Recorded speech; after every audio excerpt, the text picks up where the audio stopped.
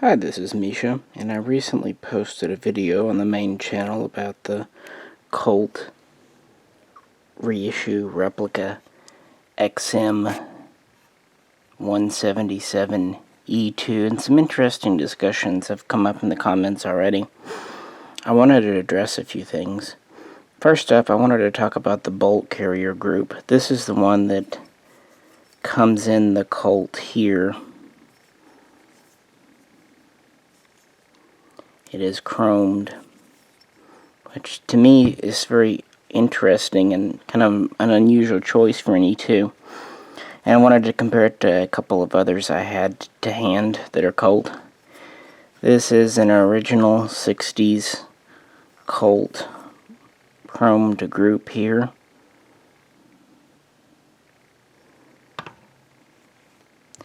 This is the one out of my 1965 SP1.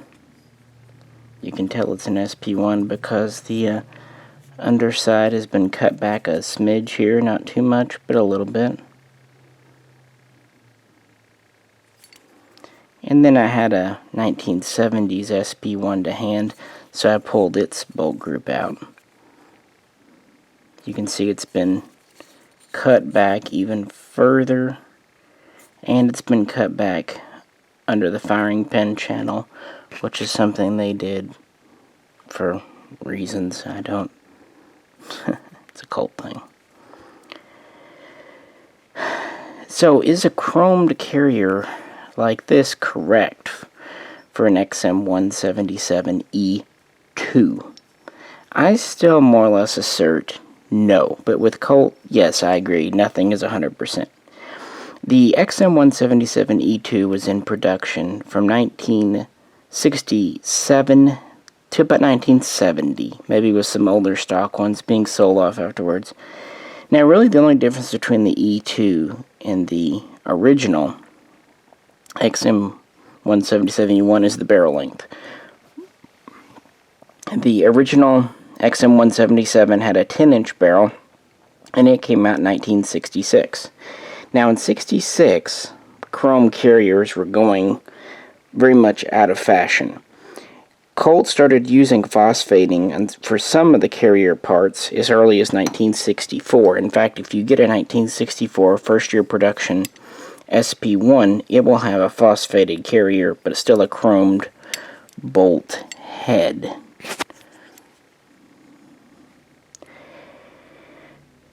It took the military a little time to accept this. Early on, the military still wanted all chromed carriers, but in '65 they approved going to parkerized. So you started to see phosphated carriers and then chromed bolt heads. Now, interestingly, the cam pin was always phosphated, at least since the very early days. So by 1965 and certainly to 1966, all chromed carriers were falling out of use. Also, you started to see serrations appear, like on this here, on the side,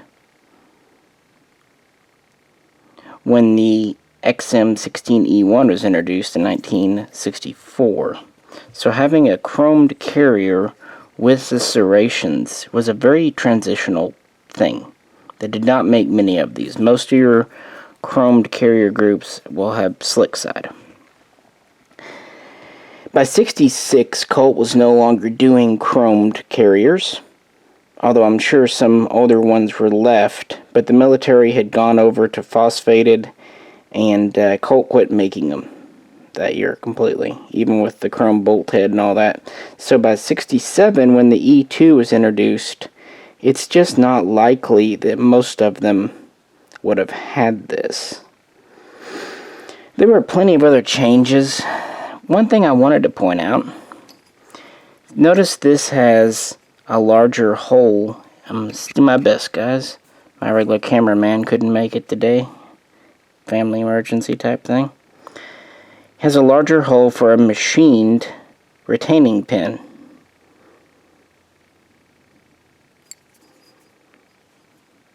Later they would go to this smaller pin, a cotter pin, kind of a wire folded over itself type pin, and the hole would be shrunk down.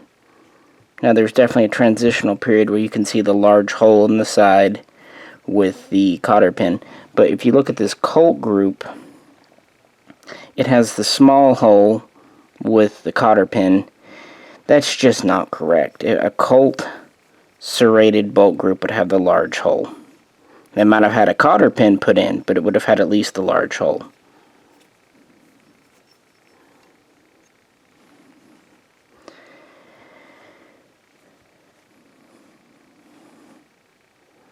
As to the carbine itself, let me move this aside, guys.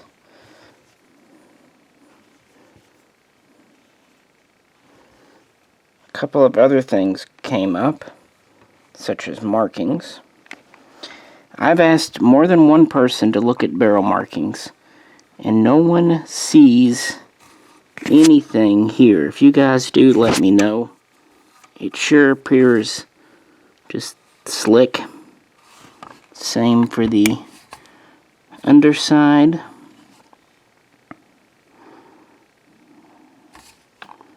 And for this side.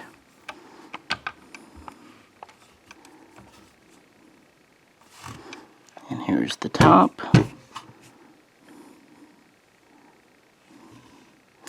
And one of the things I've talked about in talking about my Colt videos is that they didn't really get the barrel markings right. Now early on, Colt would have used VP, then MVP when they started magnetic particle testing, and then they would simplify it to just MP around 1966.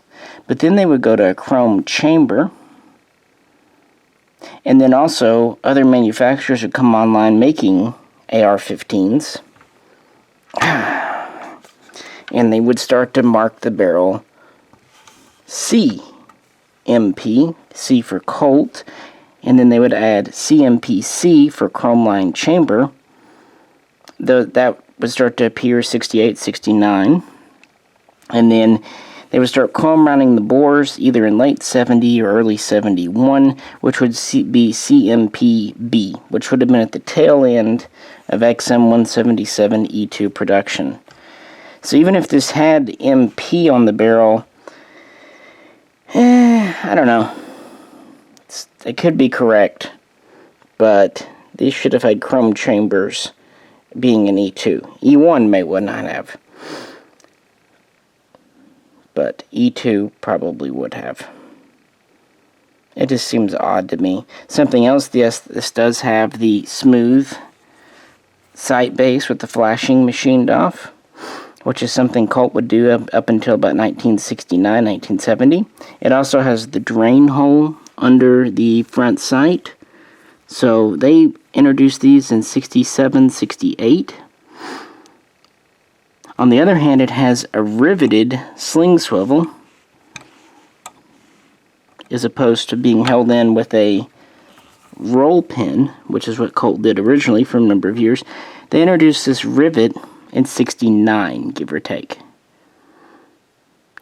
So having a smooth base with a rivet pretty much puts this as a 69 era gun. A smooth base, drain hole, rivet. So by 69, we should be seeing CMPC marked on the barrel, and we do not.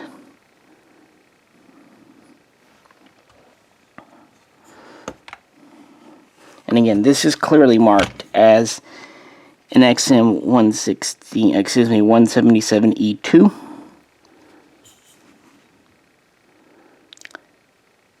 So this would more or less put itself as 1969, based on what we can tell.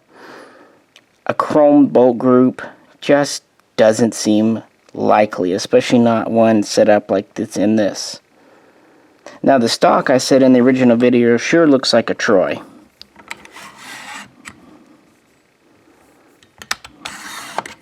Some can say small differences, they say. Maybe. It's a very good stock. Looks pretty much identical to original, but I don't believe it is an actual original. Colt has not made these in so long. I still do think the lower is probably a Nodak spud, because it is a true A1 lower, and Nodak will make these unmarked. Nodak in the past has made, you know, AK receivers for Century, so on and so forth. Could be wrong on that, but I doubt that Colt tooled up to make A1 lowers just to make a few of these guns. That's something else. If this was an earlier gun, say a 66E1, or even as maybe an early 67E2, it would have had an E2 style lower with the partial fence. And we have, of course, a full magwell fence here. Again, this puts this as a later production XM177E2.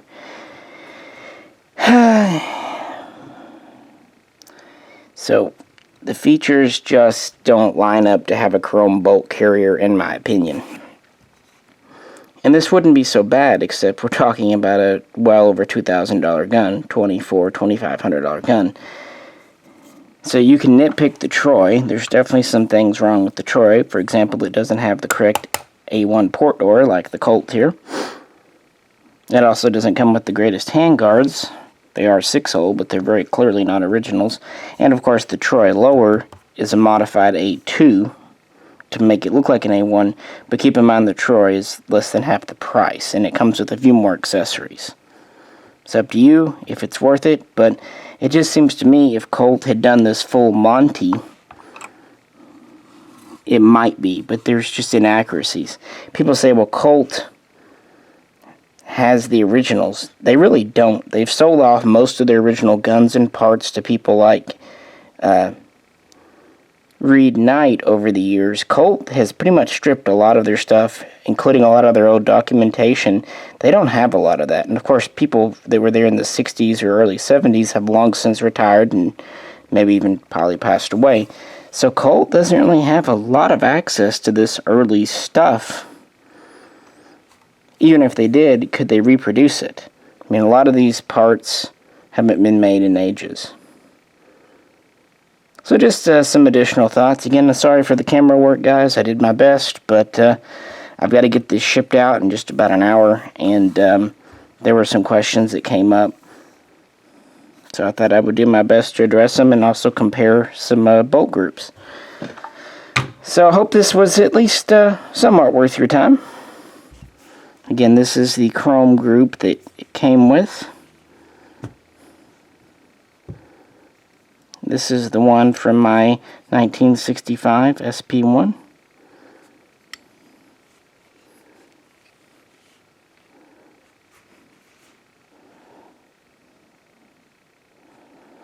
And this is kind of an Air Force rebuilt chrome one. It's actually got a newer firing pin in it, which a lot of the old original pattern firing pins were upgraded because they could lead to slam firing. But yeah, we have the original chrome group with the cotter pin and chrome bolt head. This also has the early style round cast key. Alrighty guys, well, for more of a history on the XM, check out our videos on that. Surprisingly, not that many were used. The Army only purchased a few hundred. They actually purchased more XM177E1s, about 3,000, a little under, about 28 to 3,000. And the Air Force would buy these too, without forward assists. They would call the original 10-inch version the GAU-5A, and then they would call the 11.5-inch version without forward assist the GAU-5A/A. The model numbers would have been 609 and 610 for the original 10-inch, and then 629 and 630 for the 11.5. Later, Colt would do different versions like the 639 and 640 for export, and then they would go to a 14.5-inch barrel with the 650 series in the 70s. So, pretty neat history. I really like these old carbines. And again, I fully admit that with Colt, never say never. They were definitely known for using up old parts. But usually with the military, they tried to meet mil-spec. It was usually with export and civilian guns. They were a little more creative. Hope this wasn't too bad and you enjoyed it. If you could, please click like, share, or subscribe. I'll be posting this video on both the personal channel since I recorded it myself and